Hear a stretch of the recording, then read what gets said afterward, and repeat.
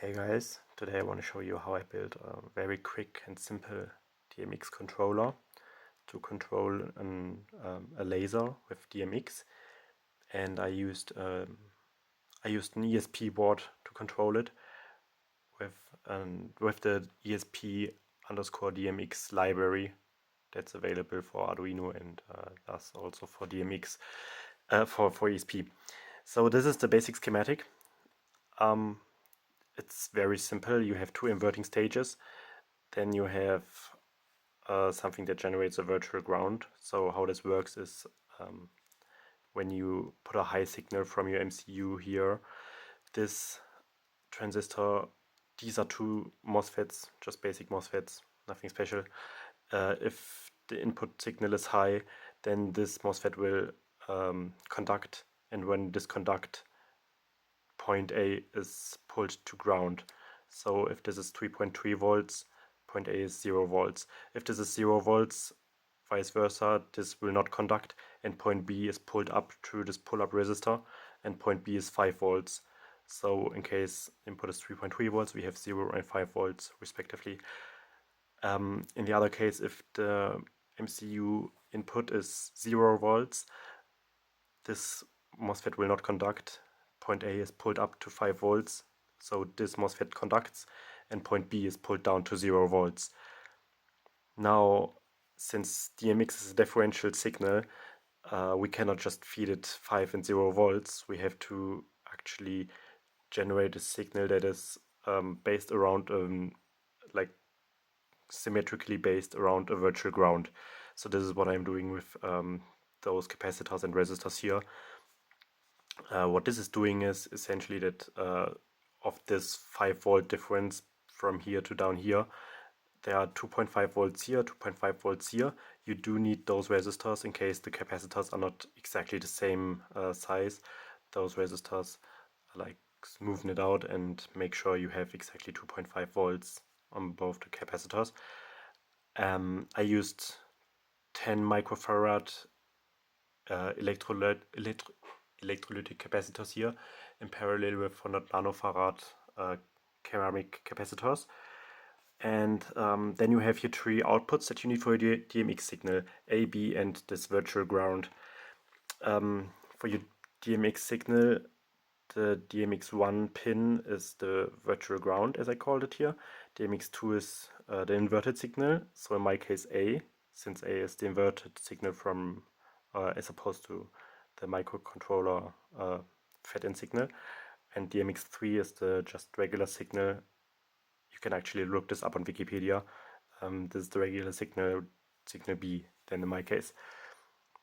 The important thing is that this only works if the ground from your DMX device is galvanic isolated from the ground of your microcontroller. So that means if this ground that you feed to your DMX controller, that you feed to your DMX device, if this ground is somehow connected to your microcontroller, because this ground is because the voltage supply of this DMX device, you just have to check how it's built up. If this is connected, this will not work, because you will just have a short circuit across this capacitor. Then I will show you in my case how this looks. So I have this laser here, and I opened it up, and I just checked the power plug, and I checked the power switched regulator essentially, which is this PCB down here, and I just checked the schematic of this switched regulator, and I saw that this is galvanically isolated from the plug.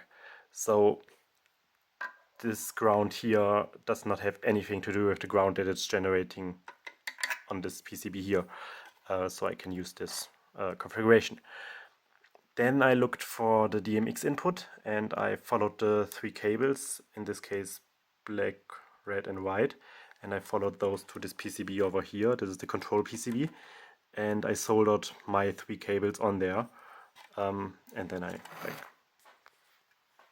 made a hole and put them out over here, and then I fixed this very, very quick and dirty circuit up, and like don't look at it too long, but it works. So I thought this was pretty funny that this did not have a short circuit or anything. And the code that's running on this ESP board is just, there's a library that you can find online. I think it's called ESP_DMX. And I have a very basic code example over here. You can also find within this library those code examples, and this is all you need, basically. Well, of course, you have to make sure that your transmit pin is the pin that you dedicate on your ESP board or your Arduino board or wherever and whatever you use. But that is already it that you need to build your own DMX controller. And I would say the costs for the components, well, the board is probably the most expensive, with around €7, and the components are about 20 cents or so. You could probably also just go ahead and buy yourself a proper DMX controller, like the Max, whatever it's called, which is also not much more expensive, but these are the components I had laying around at home, and I wanted to get something up and running very quick.